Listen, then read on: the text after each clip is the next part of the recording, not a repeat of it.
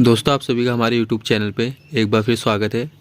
आज हम आपके लिए सीटेट प्रिपरेशन सीरीज की 5वीं और महत्वपूर्ण प्रश्नों की सीरीज़ लेकर आए हैं, जिसमें हमने ऐसे 30 SST सोशल साइंस से संबंधित प्रश्नों को शामिल किया है जो सीटेट पेपर सेकंड के लिए अत्यंत उपयोगी साबित हो सकते हैं।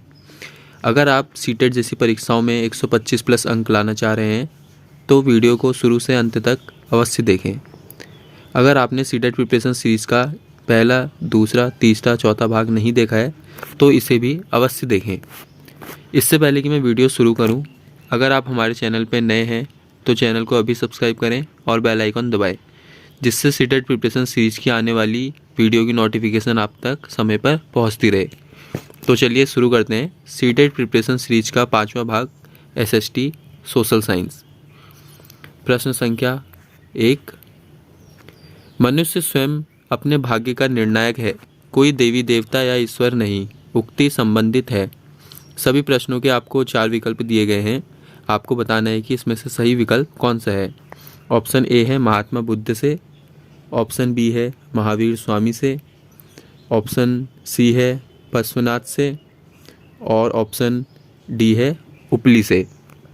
दोस्तों, जो इसका सही उत्तर है वह है ऑप्शन ए महात्मा बुद्ध से। प्रश्न संख्या 2। महान गुप्त शासकों ने विभिन्न प्रकार के कलात्मक सिक्कों का प्रचलन किया था। भारत के मध्यवर्ती भाग में चांदी के सिक्कों को सर्वप्रथम किसने प्रारंभ किया था।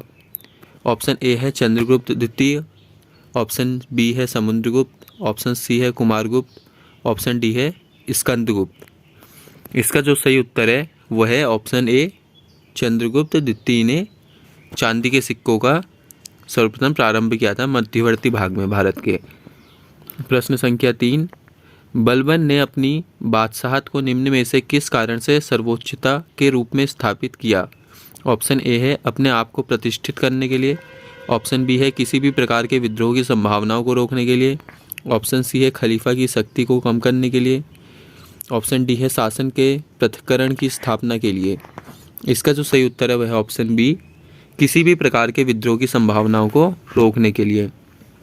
प्रश्न संख्या 4। पंचायती राज व्यवस्था की संरचना किस स्तर पर आधारित है। ऑप्शन ए है गांव, जिला और राज्य, ऑप्शन बी है गांव, तहसील एवं राज्य, ऑप्शन सी है गांव, प्रखंड और जिला, ऑप्शन डी है गांव, अंचल और राज्य। इसका जो सही उत्तर है वह है ऑप्शन सी गांव, प्रखंड और जिला। प्रश्न संख्या 5। किसके सुझाव के बाद भारतीय राष्ट्रीय संघ भारतीय राष्ट्रीय कांग्रेस में बदल गया। ऑप्शन ए है दादा भाई नौरोजी, ऑप्शन बी है एनी बेसेंट, ऑप्शन सी है doctor Bhimrao Ambedkar, option D है जवाहरलाल नेहरू। इसका जो सही उत्तर है दोस्तों वह है ऑप्शन ए दादा भाई नौरोजी। बढ़ते हैं अगले प्रश्न की तरफ। प्रश्न संख्या 6। भारतीय महिला संघ की पहली अध्यक्ष कौन थी। ऑप्शन ए है सरला देवी चौधरानी, बी है रमाबाई, सी है एनी बेसेंट, डी है डोरोथी जिनराज डासा। इसका जो सही उत्तर है वह option see Annie Besant. Annie Besant भारतीय महिला संघ की पहली अध्यक्ष थी। प्रश्न संख्या 7। वर्ष 1857 की क्रांति की असफलता का मुख्य कारण क्या था। ऑप्शन ए है क्रांति में सबने सहयोग नहीं दिया था, ऑप्शन बी है आंदोलनकारियों में लक्ष्य, नेतृत्व एवं संगठन का अभाव था, ऑप्शन सी है अंग्रेजों ने विदेशियों से सहायता प्राप्त की थी, ऑप्शन डी है क्रांति का विस्फोटक समय से पूर्व हो गया था। इसका जो सही उत्तर है वह ऑप्शन बी आंदोलनकारियों में लक्ष्य, नेतृत्व एवं संगठन का अभाव था या फिर कमी थी। प्रश्न संख्या 8। ब्रिटिश संसद ने साइमन आयोग को किसके पुनर्निरीक्षण के लिए भेजा था। ऑप्शन ए है अंग्रेजी शिक्षा की प्रगति के लिए, ऑप्शन बी है सामाजिक सुधार के लिए, ऑप्शन सी है द्विशासन के क्रियाकलाप, ऑप्शन डी है हिंदू मुस्लिम एकता के लिए। इसका जो सही उत्तर है वह है ऑप्शन सी विकल्प सी द्विशासन के क्रियाकलाप के लिए। प्रश्न संख्या 9। भूगोल का चतुर्थ आयाम किसे कहा जाता है। ऑप्शन ए है धरातली प्रतिरूप, ऑप्शन बी है वितरण प्रतिरूप, ऑप्शन सी है कार्य कारण प्रतिरूप और ऑप्शन डी है समय। इसका जो सही उत्तर है वह है ऑप्शन डी समय। समय इसका सही उत्तर है। प्रश्न संख्या 10, गांधी जी के अनुसार शिक्षा का मूल्य उद्देश्य प्रतिष्ठा और स्वाभिमान का भाव पुनर्जीवित करना होना चाहिए। ऑप्शन बी है शिक्षा के द्वारा मस्तिष्क व आत्मा का उचित विकास हो। ऑप्शन सी है अंग्रेजी शिक्षा ने भारतीयों को अपाहिज बना दिया है। और ऑप्शन डी है सभी कथन सत्य हैं। इसका जो सही उत्तर है वह है ऑप्शन डी, सभी कथन सत्य है। गांधी जी के अनुसार ऑप्शन ए भी सही है, ऑप्शन बी भी, ऑप्शन सी भी। गांधी जी ने ये तीनों विचार प्रस्तुत किए थे। प्रश्न संख्या 11, मौलिक अधिकारों को लागू करने का दायित्व है। ऑप्शन ए है उच्चतम न्यायालय पर, ऑप्शन बी है उच्च न्यायालय पर, ऑप्शन सी है 1 और 2 या फिर विकल्प ए और बी दोनों, ऑप्शन डी है केंद्र सरकार पर। इसका जो सही उत्तर है वह ऑप्शन सी, उच्चतम न्यायालय और उच्च न्यायालय दोनों पर। बढ़ते हैं अगले प्रश्न की तरफ। प्रश्न संख्या 12, नीले रंग के कुछ पाषाण खंड किस स्थल से प्राप्त हुए हैं। ऑप्शन ए है सौराष्ट्र, ऑप्शन बी है भीमबेटका, सी है बागन, डी है सिरसा। इसका जो सही उत्तर है वह है option B, option B Bhimbetka.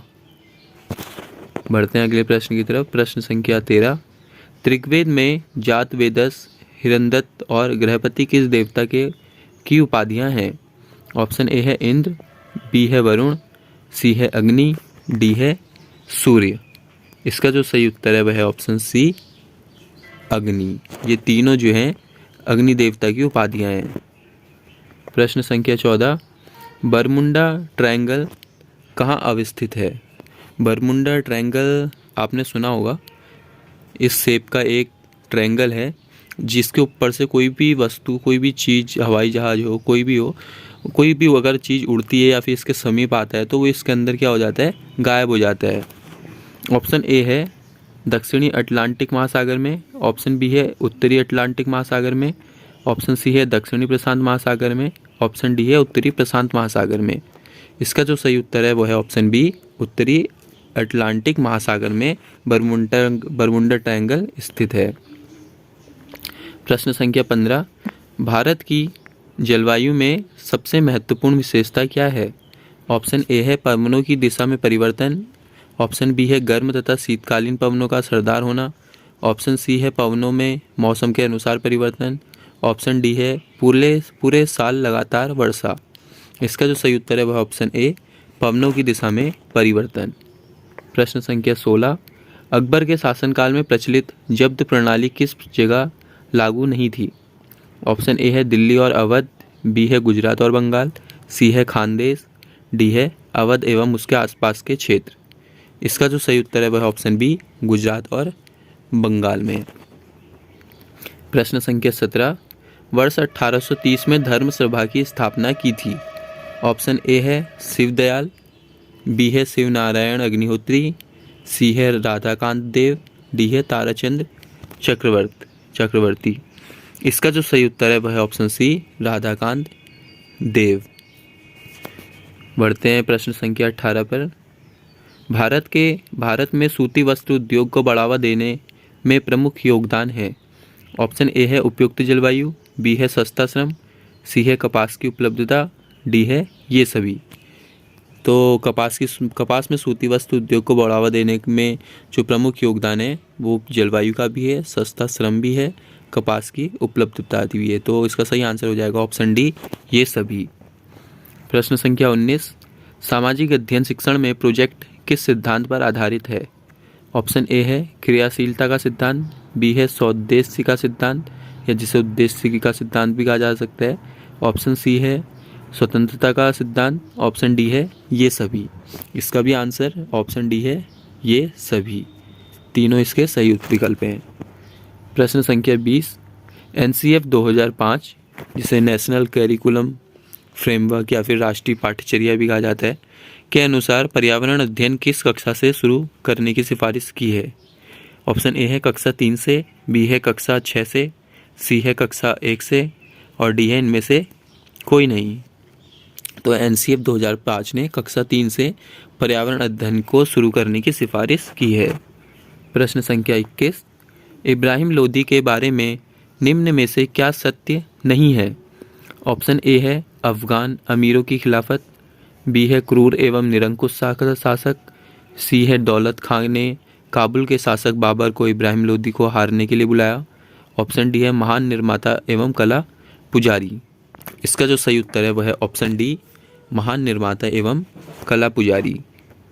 प्रश्न संख्या 22, भारत की राजधानी के रूप में दिल्ली का उद्घाटन निम्नलिखित में से किसने किया?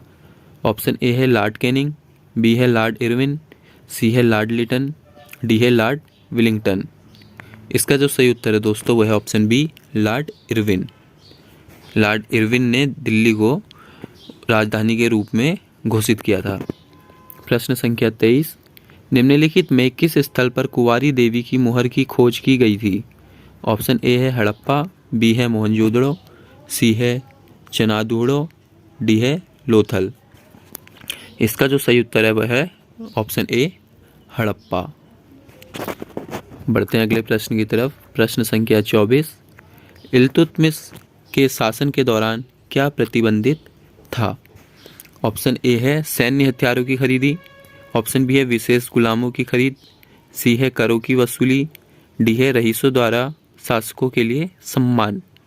दोस्तों इसका जो सही उत्तर है वह है ऑप्शन बी, सैन्य गुलामों की खरीदी। प्रश्न संख्या 25, निम्नलिखित में से कौन शाहजहां के शासनकाल के दो प्रमुख संगीतकार थे? ऑप्शन ए है बसावन एवं दसवंत, बी है सुखसेन और लालसेन, सी है तानसेन और हरिसेन, डी है अली बेग और तानसेन। इसका जो सही उत्तर है वह है ऑप्शन बी, सुखसेन और लालसेन। प्रश्न संख्या 26, भारत के राष्ट्रपति की स्थिति क्या है? ऑप्शन ए है कार्यकारी प्रधान की, बी है संवैधानिक प्रधान की, सी है नाममात्र प्रधान की, डी है वास्तविक प्रधान की। इसका जो सही उत्तर है वह है ऑप्शन बी, संवैधानिक प्रावधान की। ठीक है, अगर संसद में कोई भी कानून अगर पास किया जाता है फिर लाया जाता है, जब तक उसमें राष्ट्रपति अपने साइन नहीं कर देता तब तक वो कानून पास नहीं होता है। तो संवैधानिक रूप से राष्ट्रपति को यह अधिकार मिला है कि वह सारे संवैधानिक कानूनों को लागू करता है या फिर पारित करता है अपने साइन के द्वारा। बढ़ते हैं अगले प्रश्न की तरफ। प्रश्न संख्या 27, तालीकोटा का युद्ध किस नाम से जाना जाता है? ऑप्शन ए है राक्षसी तंगड़ी का युद्ध, ऑप्शन बी है पानीपत का युद्ध, सी है टेरिकोटा युद्ध, डी है इनमें से कोई नहीं। दोस्तों इसका जो सही उत्तर है वह ऑप्शन ए, राक्षसी तंगड़ी का युद्ध के नाम से जाना जाता है तालीकोटा का युद्ध। प्रश्न संख्या 28, चंद्रगुप्त मौर्य के संबंध में मैगस्थनीज ने अनेकों विवरण दिए हैं, निम्न में से कौन सा विवरण असत्य है या फिर गलत है? ऑप्शन ए है राजा हमेशा अंगरक्षकों से घिरा रहता है, ऑप्शन बी है राजा को सोने की पालकी में ले जाया जाता है, ऑप्शन सी है राजा के शयन हेतु एक ही कमरा होता है, ऑप्शन डी है राजा के खाने को उसके खाने से पहले कुछ खास नौकर उसे चखते हैं। इसका सही उत्तर है वह है ऑप्शन सी, राजा के शयन हेतु एक ही कमरा होता है। ये सही उत्तर है। प्रश्न संख्या 29, मोहम्मद बिन तुगलक के विषय में क्या सत्य नहीं है? दोस्तों इससे पहले कि मैं आपको इसका आंसर बताऊं, अगर आप हमारे चैनल पर नए हैं तो चैनल को ज़रूर सब्सक्राइब करें और साथ में बेल आइकन को भी ज़रूर दबाएं, जिससे हमारे आने वाली वीडियो की नोटिफिकेशन आप तक पहुंचती रहे। इसमें विकल्प हैं, ऑप्शन ए है उसने खुरासान, इराक एवं ट्रांस आक्सियाना को जीतने की योजना बनाई थी, ऑप्शन बी है चीन से मोहम्मद बिन तुगलक के राजनयिक संबंधित थे, ऑप्शन सी है सल्तनत के इतिहास में सबसे कम विद्रोह उसी के समय हुए, ऑप्शन डी है उसने इब्न बतूता को अपना राजदूत बनाकर चीन भेजा था।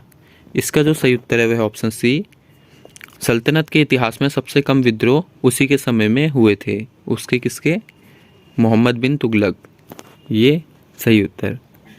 प्रश्न संख्या 30, बहते जल और फव्वारों के साथ सुशोभित बाग जिन्हें चारबाग कहा जाता है का चलन भारत में किसने किया? ऑप्शन ए है हुमायूं ने, बी है बाबर ने, सी है अकबर ने, डी है औरंगजेब ने। इसका उत्तर आपको देना है, आप कमेंट बॉक्स में कमेंट करके इसका सही उत्तर दीजिए। ठीक है। अगर आप हमारे चैनल पे नए हैं, चैनल को ज़रूर सब्सक्राइब करें, जिससे आने वाली सीटेट प्रिपरेशन सीरीज़ की हर नोटिफिकेशन आप तक समय पर पहुंचती रहे और आप भी सीटेट जैसी परीक्षाओं, जैसी शिक्षक परीक्षाओं में 125 प्लस अंक प्राप्त कर सकें।